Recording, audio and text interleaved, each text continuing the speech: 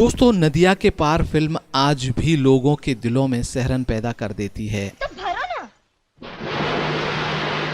1982 में इस फिल्म का निर्माण राजश्री प्रोडक्शन के बैनर तले किया गया था। लो, अब भर लो पानी। अरे तो गुस्सा हम पर क्यों होती हो?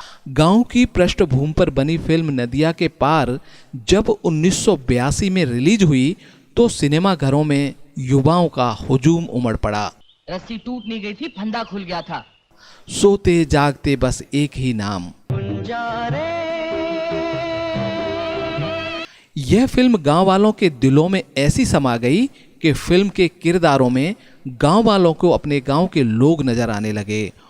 तिवारी, अब तबीयत कैसन है? और गुंजा में अपने भाई की साली। अरे रे, एकदम से अंदर होगा। कई युवा तो गुंजा के इस कदर दीवाने हो गए कि अपना मानसिक संतुलन ही खो बैठे और सुबह होते ही गुंजा को देखने सिनेमा घरों में पहुंच जाते। तो का द्वारे पे कोई आए तो उसे डंडा लेके खदेड़ा जाए। सिनेमा घरों के अलावा गांव-गांव में लोग वीसीआर पर फिल्म को देखने लगे। वीसीआर की मांग इतनी ज्यादा हो गई कि छोटे छोटे कस्बों में भी वीसीआर की दुकानें खुल गईं। फिल्म के प्रोड्यूसर से ज्यादा पैसा इन वीसीआर वालों ने कमाया।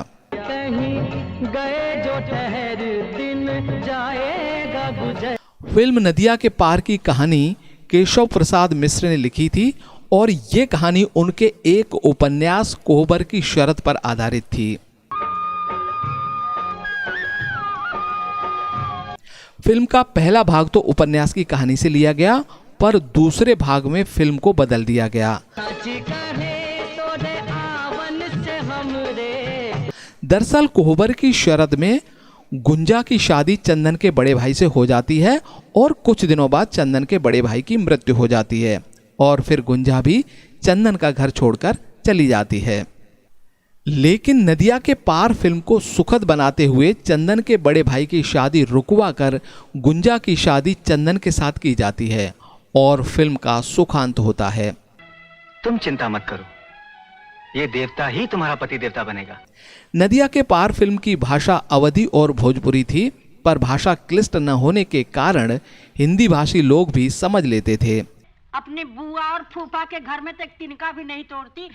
इस फिल्म में अगर हम किरदारों की बात करें तो सभी किरदारों ने बहुत ही खूब अभिनय किया था, लेकिन सबसे ज्यादा चर्चा गुंजा यानी साधना सिंह के अभिनय की होती थी। आओ हमसे भी गले मिलो। अरे जीती रहो। चंदन के बड़े भाई की साली गुंजा चुलबुली, मुंहफट और शरारती। सच में सालियां ऐसी ही होती हैं।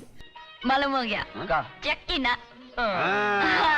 साधना सिंह ने अपने अभिनय से साली के किरदार को जीवंत कर दिया। कुछ नहीं। और फिल्म देखने वाले युवाओं को गुंजा में अपने भाई की साली नजर आने लगी। हम उन्हें खिलाते रहेंगे और प्रभु के गुण गाते रहेंगे।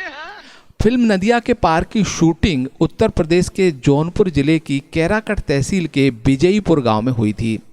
वैसे दोस्तों, विजयीपुर गांव के पास गोमती नदी और सई नदी का संगम है। यहाँ पर बड़े ही खूबसूरत लोकेशन हैं। फिल्म में चौबेपुर और बलिहार गांव दिखाए गए हैं। वो दरअसल विजयीपुर गांव के ही दो घर हैं, जिसमें एक चंदन का घर और दूसरा गुंजा का घर दिखाया गया है।